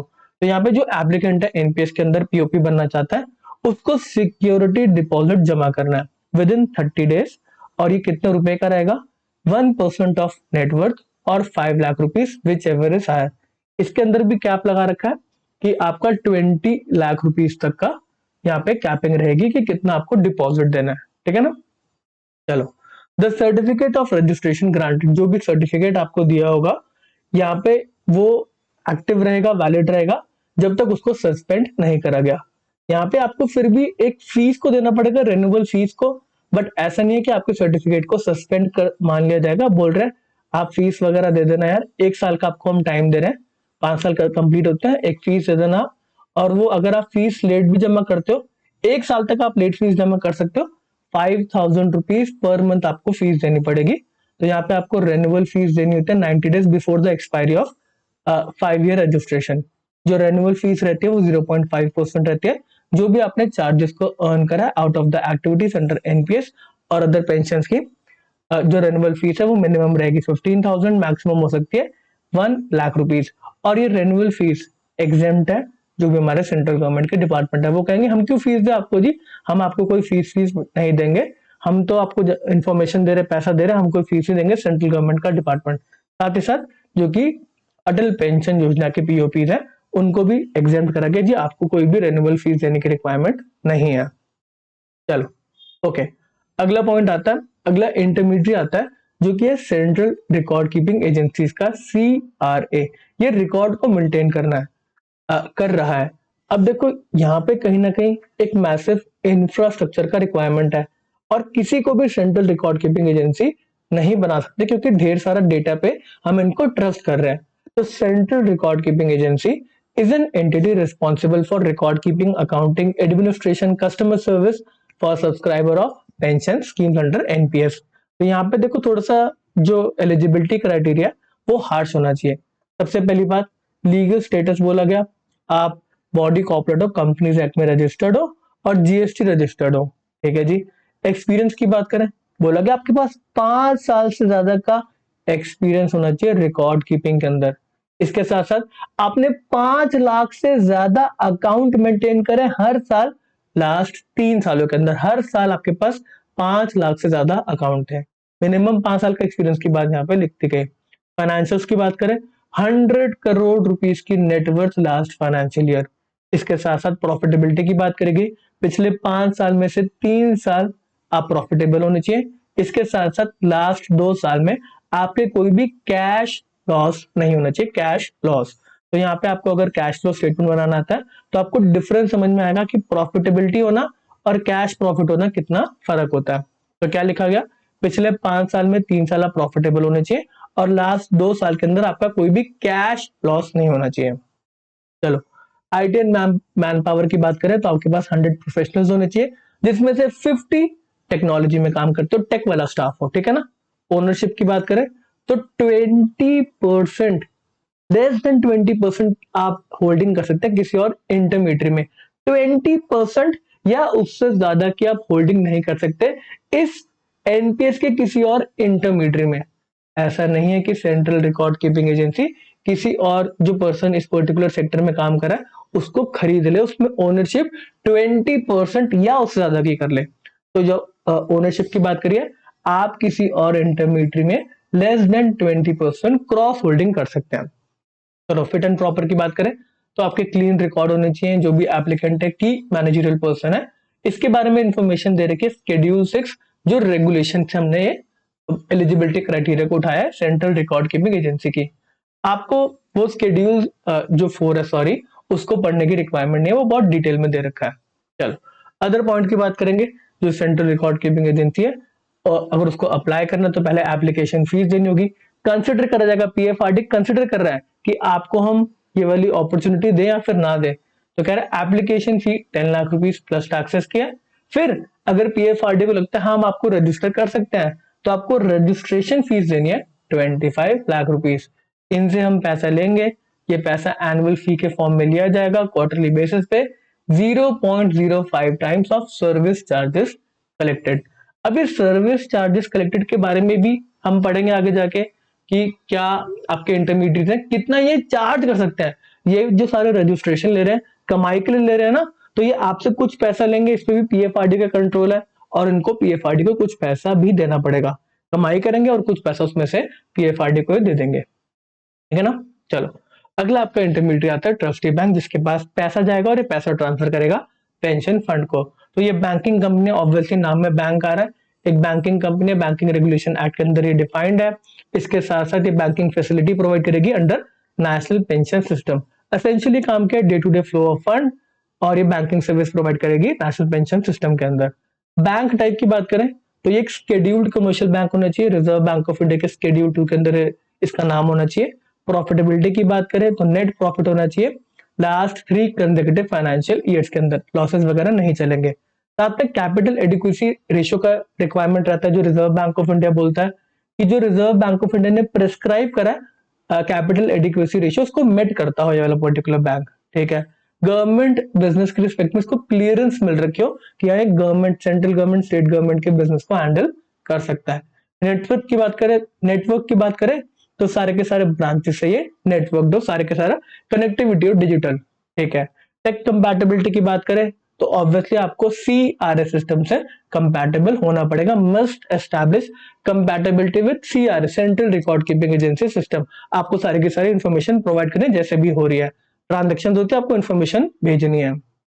चलो इसके साथ साथ पीएफआरडी जब आपको चेक कर रहा होगा ना कि आपको ट्रस्टी बैंक बनाना है कि नहीं, तो वो एग्जिस्टिंग कैश मैनेजमेंट जो सर्विस है आपका ऑलरेडी कैश कितना मैनेज कर रहे हो, क्या ट्रांजेक्शन वगैरह चल रही है, तो वो चेक करेगा आपके कितने क्लाइंट्स हैं, कितना थ्रूपुट है, तो ये तब स्पेसिफाई करा जाएगा जब भी रजिस्ट्रेशन कर रहे होंगे, ठीक है ना। इसके बारे में अभी कुछ नहीं बता रखा, पीएफआरडी उस समय चेक करेगा। चलो अदर इंपॉर्टेंट पॉइंट्स, आपको पहले एप्लीकेशन फीस देनी पड़ेगी 10 लाख रुपीस प्लस टैक्सेस। फिर आपको रजिस्ट्रेशन फी देनी पड़ेगी 25 लाख रुपीस अगर आपको रजिस्ट्रेशन मिल रहा है। इसके बाद इनको क्वार्टरली एक फीस देनी पड़ेगी जो कि डिटरमाइन करी जाएगी अथॉरिटी के द्वारा एक बिडिंग प्रोसेस के थ्रू, कि यार बोलेंगे ना हाँ जी कौन सा बैंक है जो ट्रस्टी बैंक बनना चाहता है, हाँ जी जिसको ट्रस्टी बैंक बनना है किसको बनाएंगे, जो ज्यादा फीस देगा पीएफआरडी को, बोल रहे हाँ जी बिडिंग करो कौन कितनी फीस देगा, ठीक है ना। ओके अगला आपका इंटरमीडिएट आता है जो कि है पेंशन फंड। इसके पास सारे सारे सब्सक्राइबर्स का पैसा आएगा और ये पैसे को इन्वेस्ट करेगा और रिटर्न्स जनरेट करेगा। तो यहाँ पे देखो पेंशन फंड कहीं ना कहीं काफी इंपॉर्टेंट एरिया हो जाता है, क्योंकि यहाँ पे ढेर सारा पैसा एक्चुअल में आ रहा है और इनके पास एक बहुत बड़ी कैपिटल होगी इन्वेस्ट करने के लिए। तो यहाँ पे देखो कहीं ना कहीं यहाँ पे कल्यूजन को ये थोड़ा सा रोक के चलेंगे। बट फिर अगर आप एक पॉइंट देखोगे ना, जो बड़े बड़े इंस्टीट्यूशन है कहीं ना कहीं यहाँ पे ऊपर वाले लेवल पे काफी लोग मतलब कॉमन होते हैं, मतलब जो ढेर सारे बड़े बड़े इंस्टीट्यूशन है ना कहीं उनकी क्रॉस होल्डिंग रहती है, पढ़ते हैं इसके बारे में। अब pension fund as defined by PFRD law एक इंटरमीडिएट है जिसको सर्टिफिकेट मिला हुआ है पीएफआरडी के थ्रू, ये कॉन्ट्रीब्यूशंस को रिसीव करता है, एक्यूमुलेट करता है, पेमेंट करता है सब्सक्राइबर को, जो भी हमारे पीएफआरडी के रेगुलेशंस हैं उनको मानते हुए ये इन्वेस्टमेंट करता है। जो सब्सक्राइबर ने बोला है कि मेरा पैसा यहाँ पे इन्वेस्ट करो, वो उस तरीके से ही इन्वेस्टमेंट करेगा। एक्सपीरियंस की बात करें, हाँ जी पेंशन फंड बनना आपको 5 साल से ऊपर का आपके पास फंड मैनेजमेंट का एक्सपीरियंस होना चाहिए, 5 साल या उससे ऊपर का। रेगुलेशन की बात करें तो आप रिजर्व बैंक ऑफ इंडिया से भी आईआरडी के पास रजिस्टर्ड होने चाहिए। फाइनेंशियल्स की बात करें 50 करोड़ रुपीस आपकी नेटवर्थ होनी चाहिए each of the preceding 5 financial year. हर साल आपकी नेटवर्थ 5 साल से ऊपर की होनी चाहिए, और इसके बाद जब आप पेंशन फंड बन जाएंगे, आपकी कॉन्टिन्यूस नेटवर्थ 50 करोड़ से तो ऊपर रहनी ही चाहिए ऑल टाइम। इसके साथ साथ इस नेटवर्थ के अंदर 25 करोड़ रुपीज आपकी कैपिटल होनी चाहिए। प्रॉफिट की बात करें, 3 आउट ऑफ 5 फाइनेंशियल ईयर आपका प्रॉफिटेबिलिटी होना चाहिए। यहाँ पे साथ ही साथ पिछले 5 साल में कोई भी कैश लॉस नहीं होना चाहिए। चलो, यहाँ पे जॉइंट वेंचर मिलकर भी पेंशन फंड बना सकते हैं। बोल रहे हैं आपको एक मेमोरेंडम ऑफ जो अंडरस्टैंडिंग होता है, तो वो एक साइन करना पड़ेगा, तो फिर आप जॉइंट वेंचर बन के भी एक पेंशन फंड को चला सकते हैं।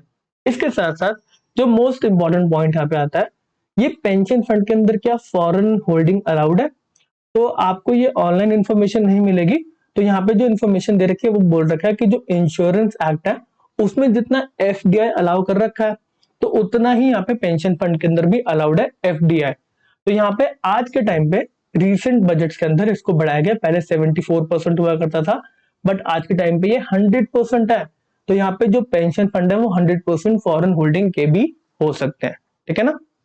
चलो, गवर्नेंस की बात करेंगे। गवर्नेंस एक बहुत ही की एरिया यहाँ पे, कि भाई जो डायरेक्टर्स जो फिर मैनेजमेंट काम कर रहा है, अगर वो कहीं पे कल्यूट कर लेगा तो दिक्कत की बात है, क्योंकि ढेर सारा पैसा ये मैनेज कर रहे हैं। तो 50% या उससे ज्यादा इंडिपेंडेंट डायरेक्टर होने चाहिए। बोला नहीं है कंसर्न लोग नहीं हो सकते, इंडिपेंडेंट लोग होंगे। इसके साथ साथ कोई भी डायरेक्टर ओवरलैप नहीं करेगा अदर पेंशन फंड से। ढेर सारे पेंशन फंड आके रजिस्टर करते हैं, यहाँ पे सब्सक्राइबर को चॉइस है कि किस पेंशन फंड में उसको पैसा डालना है। इसके साथ साथ 50% उससे ज्यादा जो डायरेक्टर है वो फाइनेंशियल सर्विस के एक्सपीरियंस होल्डर होंगे। ठीक है। प्रोहिबिशन की बात करें, क्योंकि प्रोहिबिशन हमें समझ में आता है कि यहाँ पे जो कंट्रोल है 20% उससे ज्यादा का आप किसी और पर्टिकुलर जो इंटरमीडिएट है, सीआर है, कस्टोडियन है ट्रस्टी बैंक में, उसमें होल्ड नहीं कर सकते। चलो, एप्लीकेशन फीस की बात करेंगे 10 lakh rupees, registration fee 25 lakh rupees, annual फी आपको देनी है मिनिमम 10 लाख रुपीज, जो कि 2.5 लाख रुपीज पर क्वार्टर निकल कर आता है। ये आपको 10th day of subsequent month each quarter की, जैसे क्वार्टर खत्म होता है उसका 10th डे आएगा उसके बाद, तो आपको तब तक 2.5 लाख रुपए की पेमेंट करनी है। ये किसके रिस्पेक्ट में? पेंशन फंड के रिस्पेक्ट में। चलो, अगला आपका आता है कस्टोडियन ऑफ सिक्योरिटीज। जिसके पास कस्टडी रहेगी, सिक्योरिटीज को बस ये फिजिकल फॉर्म में अपने पास रखता है। ठीक है जी। तो custodian of securities, safe keeping of securities और एसेट हेल्ड बाय एनपीएस और एपीवाई। तो यहाँ पे कस्टडी जो है ना, वहां पे सेबी का रजिस्ट्रेशन, कस्टोडियन जो है वो सेबी के पास जाके रजिस्ट्रेशन लेते हैं। तो कह रहे जी आप सेबी के पास रजिस्टर्ड होने चाहिए, तभी आपको हम अलाउ करेंगे यहाँ पे कस्टोडियन का काम करने के लिए। आप सेबी के पास रजिस्टर्ड हो, पिछले 5 साल से ज्यादा से आप काम कर रहे हो। ठीक है ना। ओनरशिप लिमिट्स की बात करें तो यहाँ पे देखो ओनरशिप लिमिट थोड़ी सी डिफरेंट है। पहले तो यहाँ पे बोला कि सेम जो बात लिखी गई थी, less than 20% cross holding allowed है हमारे और इंटरमीडिएट में, बट यहाँ पे एक एक्सेप्शन निकाला गया। कस्टोडियन की बात करें तो कस्टोडियन बहुत ही कम है हमारी कंट्री के अंदर जो ये काम कर सकते हैं, रजिस्ट्रेशन ही नहीं देते क्योंकि एक इंपॉर्टेंट काम है। तो बोला देखो अगर ग्रुप एंटिटीज हैं इसके अंदर, मतलब जो एक पूरा स्ट्रक्चर बना हुआ है, तो कहीं ना कहीं काफी क्रॉस होल्डिंग वगैरह रहती है। तो कह रहे अगर ग्रुप एंटिटीज है, ये ग्रुप एंटिटीज 50,000 करोड़ से ऊपर की नेटवर्थ की है, ग्रुप का 50,000 करोड़ से ऊपर का नेटवर्थ है, तो यहाँ पे बोला गया इस केस में हम एक्सेप्शन दे रहे हैं कि क्रॉस होल्डिंग ज्यादा हो सकती है। क्रॉस होल्डिंग तब ज्यादा हो सकती है कि जो ग्रुप एंटिटीज है उनका 50,000 करोड़ से ऊपर का नेटवर्थ है। इसके साथ साथ जो मेजोरिटी ऑफ डायरेक्टर है कस्टोडियन में, वो रिप्रेजेंट नहीं करते इंटरेस्ट स्पॉन्सर या उसके एसोसिएट्स में। पेंशन फंड की यहाँ पे बात चलिए, पेंशन फंड के स्पॉन्सर्स होते हैं। कह रहे जो कस्टोडियन के डायरेक्टर हैं वो इंटरेस्ट रिप्रेजेंट नहीं करेंगे पेंशन फंड के जो स्पॉन्सर्स हैं उनका। इसके साथ साथ कह रहे हैं सब्सिडरी के फॉर्म में काम नहीं कर सकते। Neither the custodian nor the pension fund shall be the subsidiary of each other. Pension fund और कस्टोडियन आपस में कोई भी एक दूसरे का सब्सिडरी नहीं हो सकता। No person shall be director in both, custodian pension fund दोनों में आप डायरेक्टर नहीं बन सकते। ठीक है ना। इसके साथ साथ जो कस्टोडियन है और पेंशन फंड है, बोल रहे कि यहाँ पे जो भी एक साइन करेंगे पैक्ट को कि हम इंडिपेंडेंटली एक्ट करेंगे, हम एक दूसरे के काम में नहीं घुसेंगे ताकि कल्यूजन ना हो। ठीक है ना, इसलिए बात लिखी गई है। ठीक है। तो यहाँ पे ओनरशिप लिमिट के अंदर जो less than 20% cross holding allow करा गया, उसके अंदर एक एक्सेप्शन डाला गया ग्रुप एंटिटीज के रिस्पेक्ट में, जहां पे 50,000 करोड़ से ऊपर की नेटवर्थ है, और ये सारी कंडीशंस आपको माननी पड़ेंगी। इसके साथ साथ असेट्स अंडर कस्टडी, तो यहाँ पे रजिस्ट्रेशन देने के लिए पीएफआरडीए बोल रहा है आपके पास ऑलरेडी कुछ एसेट्स कस्टडी में होने चाहिए ना, आप ऑलरेडी कस्टोडियन वाली सर्विसेज दे रहे हैं। तो यहाँ पे जो एक डॉक्यूमेंट था पीएफआरडीए की तरफ से कि एसेट अंडर कस्टडी आपके पास होने चाहिए equal to asset under management of NPS. जो एसेट अंडर मैनेजमेंट है एनपीएस के लास्ट प्रीसीडिंग फाइनेंशियल ईयर के, उतने आपके पास एसेट अंडर कस्टडी भी होने चाहिए, तब जाके हम आपको एक कस्टोडियन की तरह रजिस्टर करने देंगे। asset under custody must be at least equal to the total asset under management of NPS as on 31st of the preceding financial year। चलो गवर्नेंस की बात करेंगे तो यहाँ पे बोला जी फिट एंड प्रॉपर होनी चाहिए आपकी KMP, एडिक्वेट IT इंफ्रा होना चाहिए, आर्म्स लेंथ रिलेशनशिप होनी चाहिए आपकी जो अदर बिजनेस है उनके साथ साथ। यहाँ पे बोला गया आपको अपने जो एनपीएस की एक्टिविटी है, कस्टोडियन है ये और भी कस्टडी रख रहा होगा एसेट की, तो बोला एनपीएस की एक्टिविटी को आप सेग्रीगेट करो, बाकी जो आपका बिजनेस को सेग्रीगेट करो। अगर हम कभी चेक कर रहे हैं तो हमें पता हो कि एनपीएस वाली जो कस्टडी है वो आपने कहाँ पे अलग से मेंटेन कर रखी है। चलो फाइनेंशियल स्ट्रेंथ की बात करेंगे, ऑब्वियसली हमने इसको पढ़ लिया, फाइनेंशियल स्ट्रेंथ नहीं है, ये क्रॉस होल्डिंग की बात कर रहे हैं, हमने पढ़ लिया। एडिशनल कंडीशन पीएफआरडी की मर्जी है, वो और भी कंडीशन डाल सकती है। एप्लीकेशन फीस की बात करेंगे कस्टोडियन की तो 5 लाख रुपए, रजिस्ट्रेशन फी आपकी 25 lakh rupees, annual fees 0.005% of asset under custody. ढेर सारे एसेट इनकी कस्टडी में रहेंगे तो ये अपने आप में मॉनेटरी टर्म्स के अंदर एक बहुत बड़ा नंबर निकल कर आएगा। परसेंटेज में आपको कम लग रहा होगा बट पैसे के उसमें अच्छा खासा निकल कर आएगा, ठीक है ना। 0.005% ऑफ एसेट अंडर कस्टडी और 10 lakh rupees whichever is higher, non refundable वगैरह रहते हैं, ठीक है ना। ठीक है ओके अगला आपका इंटरमीडिएट आता है जो कि है एन्युटी सर्विस प्रोवाइडर ASP। इसके बारे में कोई भी यहाँ पे पीएफआरडी ने डायरेक्शन नहीं दे रखी, कह रहे एन्युटी सर्विस प्रोवाइडर एक इंश्योरेंस कंपनी हो सकता है, उसको IRDAI रेगुलेट करती है, IR insurance regulatory and development authority of India. तो यहाँ पे बोला पीएफआरडी ने जी ये तो IRDAI जो है वो रेगुलेट कर रही है, हमें क्या बोलना है इनके बारे में। IRDAI ने रजिस्ट्रेशन दे दिया ना, बात खत्म। ये एन्युटी सर्विस प्रोवाइडर है, ये insurance life insurance company, health insurance वाली नहीं, लाइफ इंश्योरेंस कंपनी रहेंगी, insurance regulatory and development authority द्वारा रजिस्टर्ड, बात खत्म, इतना ही बोला गया, ठीक है। इसके बाद आता हमारा नेशनल पेंशन सिस्टम का ट्रस्ट। तो ये ट्रस्ट बनाया जाएगा, ये लीगल ओनर होगा सारे के सारे एसेट्स का, ये होल्ड करेगा किसके रिस्पेक्ट में, सब्सक्राइबर्स के रिस्पेक्ट में, उनके बेनिफिट्स के लिए। लीगल ओनर सारे के सारे जो एसेट्स है वो रहेगा नेशनल पेंशन सिस्टम ट्रस्ट, जो बेनिफिशियल ओनर रहेंगे वो रहेंगे सारे के सारे सब्सक्राइबर। अब नेशनल पेंशन सिस्टम ट्रस्ट का एक बहुत बड़ी रेगुलेशन है, उसके अंदर ढेर सारी बातें लिखी गई, वो तो हम नहीं पढ़ेंगे, बहुत ज्यादा बड़ा लेक्चर हो जाएगा, उसके इंडिपेंडेंट 2-3 लेक्चर हो जाएंगे। बट यहाँ पे जो अपॉइंटमेंट के टर्म्स वगैरह वहां से क्वेश्चन आ सकते हैं। यहाँ पे जो ट्रस्टी है उनको अपॉइंट करा जाएगा, तो बोल रहे हैं जिनको 3 साल का अपॉइंटमेंट करा जाएगा अथॉरिटी के द्वारा, PFRDA के द्वारा इनको अपॉइंट करा जाएगा ट्रस्टीज को। इनका जो टर्म है वो एक्सटेंड हो सकता है 2 साल के लिए, मैक्सिमम जो इनका टर्म होगा वो 5 साल से ज्यादा का नहीं हो सकता जब इनको फर्स्ट अपॉइंटमेंट करा गया। अगर इनको रिजिग्नेशन देना, अपना रिजाइन करना है, तो आपको 30 डे का रिटर्न नोटिस देना होगा, और यहाँ पे जो अथॉरिटी है वो एक्सेप्ट मतलब कर सकती है, आपका क्या कहते हैं फॉर्मली जब मिलेगा तो वो एक्सेप्ट कर लेगी और आपको फिर रिलीव कर देगी।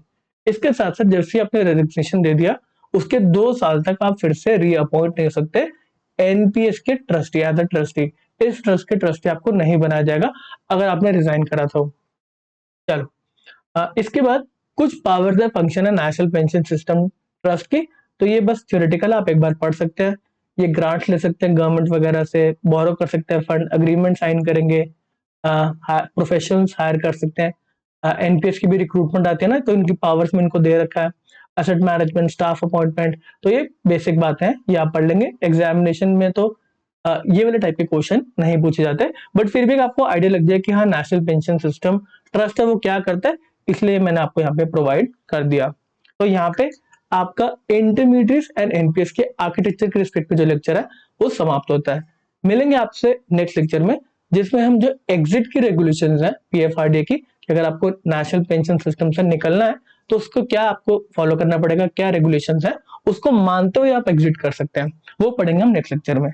इस सेशन को भी समाप्त करते हैं। ओके टाटा, बाय बाय।